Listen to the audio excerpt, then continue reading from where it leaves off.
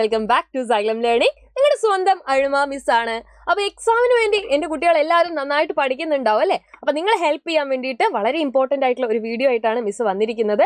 Food and health, ആഹാരവും ആരോഗ്യവും എന്നുള്ള ചാപ്റ്ററിൽ നമുക്ക് ഏറ്റവും കൂടുതൽ ഇമ്പോർട്ടന്റ് ആയിട്ട് പഠിക്കാനുള്ള ഒരു ടോപ്പിക്കാണ് ഭക്ഷണത്തിൽ നമ്മൾ കഴിക്കുന്ന കാര്യങ്ങളെ പ്രത്യേകം തരംതിരിക്കുക എന്ന് പറയുന്നത്. ഇവിടെ തന്നെ നിങ്ങൾ നോക്കുന്ന സമയത്ത് അല്ലെ, നിങ്ങൾ കുറേ സാധനങ്ങൾ കാണുന്നുണ്ടല്ലോ കൂട്ടുകാരെ.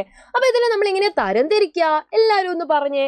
പച്ചക്കറികൾ എന്നുള്ള രീതിയിൽ നമുക്ക് തരംതിരിക്കാം അല്ലെ. അപ്പൊ ഇതാ നോക്കിക്കേ, പച്ചക്കറികൾ ഇവിടെ ഇരിപ്പുണ്ട്. പച്ചക്കറികൾ മാത്രമാണോ കുഞ്ഞുങ്ങളെ ഉള്ളത്? അല്ല അല്ലെ. നമ്മൾ നോക്കിക്കഴിഞ്ഞാൽ നേരത്തെ ചിത്രത്തിൽ പച്ചക്കറികളോടൊപ്പം തന്നെ കിഴങ്ങുകൾ, ട്യൂബേഴ്സും ഉണ്ട്.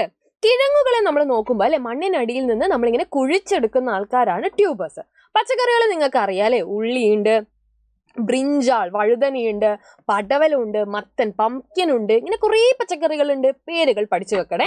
അതേപോലെ തന്നെ ട്യൂബേഴ്സ് എന്ന് പറയുമ്പോൾ കിഴങ്ങുകൾ അല്ലെ, ഉരുളക്കിഴങ്ങുണ്ട്. അതേപോലെ തന്നെ പല തരത്തിലുള്ള ട്യൂബേഴ്സ് നിങ്ങൾക്ക് അറിയായിരിക്കും. ട്യൂബർ പോലെ തന്നെ വളരെ പ്രധാനപ്പെട്ട ആളാണ് ധാന്യങ്ങൾ അഥവാ സീരിയൽസ് എന്ന് പറയുന്നത്. സീരിയൽസ് ഏതൊക്കെയാ? റൈസ് ഉണ്ട് അല്ലെ, അരിയുണ്ട്, ഗോതമ്പുണ്ട്, ഓട്സ് ഉണ്ട്, ബാർലി ഉണ്ട്. ഇതൊക്കെ എന്താണ്? ധാന്യങ്ങളാണ്. അപ്പൊ ഇതും നിങ്ങൾ എന്ത് ചെയ്യണം? കൃത്യമായിട്ട് എഴുതാൻ അറിഞ്ഞിരിക്കണം. ഓക്കെ, അപ്പൊ ധാന്യങ്ങൾ. പിന്നെ എന്തുണ്ട്? പൾസസ് ഉണ്ട് അല്ലെ, പയറുവർഗ്ഗങ്ങളുണ്ട്. അപ്പൊ അതും എന്താണ്? ഒരു കാറ്റഗറിയാണ്. പിന്നെ എന്തുണ്ട്? മുട്ട, അതേപോലെ തന്നെ മീറ്റ്, ഇറച്ചികൾ.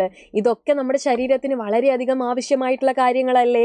അപ്പൊ ഇതൊക്കെ എഴുതുന്നതിന്റെ കൂട്ടത്തിൽ അല്ലെ, ശരീരത്തിന് വളരെ വേണ്ടപ്പെട്ട ഒരാളെ നിങ്ങൾ മറന്നു പോകണ്ട. അതെന്താണ്? വെള്ളമാണ് അല്ലെ, ജലമാണ്. നമ്മൾ നല്ല പോലെ വെള്ളം കുടിക്കേണ്ടതും അത്യാവശ്യമായിട്ടുള്ള ഒരു കാര്യമാണ്. അപ്പൊ ദിവസേന നമ്മൾ എത്ര ഗ്ലാസ് വെള്ളമാണ് കുഞ്ഞുങ്ങളെ കുടിക്കേണ്ടത്? 6 മുതൽ 8 ഗ്ലാസ് വരെയുള്ള വെള്ളം നമ്മൾ കുടിച്ചിരിക്കണം. പക്ഷെ നമ്മൾ നന്നായിട്ട് കായികാധ്വാനം ചെയ്യുന്ന ആൾക്കാരാണ്, ഓടാനും ചാടാനും ഒക്കെ ഇഷ്ടപ്പെടുന്ന ആളുകളാണ്, അല്ലെങ്കിൽ നിങ്ങൾ നല്ല സ്പോർട്സ് പേഴ്സൺ ആണ്, എങ്ങനെയൊക്കെ ഉണ്ട്, അല്ലെങ്കിൽ ഡാൻസേഴ്സ് ആണ്, അങ്ങനെ ഫിസിക്കൽ ആയിട്ടുള്ള ആക്ടിവിറ്റീസ് എന്ന് പറഞ്ഞു കഴിഞ്ഞാൽ ശാരീരിക പ്രവർത്തനങ്ങൾ ചെയ്യുന്നതിനനുസരിച്ച് തന്നെ ഈ വെള്ളത്തിൻ്റെയും അതുപോലെ നമ്മൾ കഴിക്കുന്ന ഭക്ഷണത്തിൻ്റെയും അളവിൽ കുറച്ചുകൂടെ ഏറ്റക്കുറച്ചിലുകൾ ഉണ്ടാവും. ഇത്തരത്തിൽ ശാരീരിക പ്രവർത്തനങ്ങൾ നല്ലോണം ചെയ്യുന്ന ആളുകളാണെങ്കിൽ നല്ലോണം വെള്ളം കുടിക്കുകയും നല്ലോണം ഭക്ഷണം കഴിക്കുകയും വേണം അല്ലേ. അല്ലെങ്കിൽ എന്തുണ്ടാവും? അസുഖങ്ങൾ ഉണ്ടാവുന്നതായിരിക്കും. അപ്പൊ ഇങ്ങനെ തരംതിരിക്കാൻ എല്ലാവരും എന്ത് ചെയ്യണം? പഠിച്ചു വെക്കണം. അതുപോലെ തന്നെ അല്ലെ, ഈ പച്ചക്കറികൾ കഴിക്കുന്നത് കൊണ്ടും പയറുവർഗ്ഗങ്ങൾ കഴിക്കുന്നത് കൊണ്ടും നമുക്ക് എന്തൊക്കെ പ്രയോജനങ്ങളാണ് ഉണ്ടാവുന്നത്? ശരീര വളർച്ചയെ സഹായിക്കുന്നുണ്ട്, ജോലികൾ ചെയ്യുന്നതിനുള്ള ഊർജം ലഭിക്കുന്നുണ്ട്, രോഗങ്ങളൊന്നും വരാതെ അല്ലെ നമ്മളെ സഹായിക്കുന്നതും ആര് തന്നെയാണ്? ഈ പറഞ്ഞ ആളുകളൊക്കെ തന്നെയാണ്. അപ്പം നല്ല പോലെ ഭക്ഷണം കഴിക്കുക, നല്ല ആരോഗ്യത്തോടെ ഇരിക്കുക, നല്ല പോലെ എക്സാം എഴുതുക അല്ലെ. അപ്പൊ മക്കളെ, നമ്മൾ നല്ലോണം ഭക്ഷണം കഴിച്ചെങ്കിൽ മാത്രമേ എക്സാം പോലും നമുക്ക് അടിപൊളിയായിട്ട് എഴുതാൻ പറ്റൂ.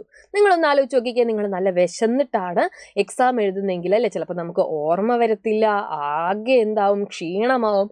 അപ്പൊ നമ്മൾ കഴിക്കുന്ന ഭക്ഷണം നമ്മുടെ ബുദ്ധിശക്തിയെയും ഓർമ്മശക്തിയെയും ഒക്കെ എന്ത് ചെയ്യുന്നുണ്ട്? ഹെൽപ്പ് ചെയ്യുന്നുണ്ട് അല്ലെ. അപ്പൊ നല്ല ഭക്ഷണങ്ങൾ കഴിക്കാൻ എല്ലാവരും ശ്രദ്ധിക്കുക, അടിപൊളിയായിട്ടിരിക്കുക. All the very best.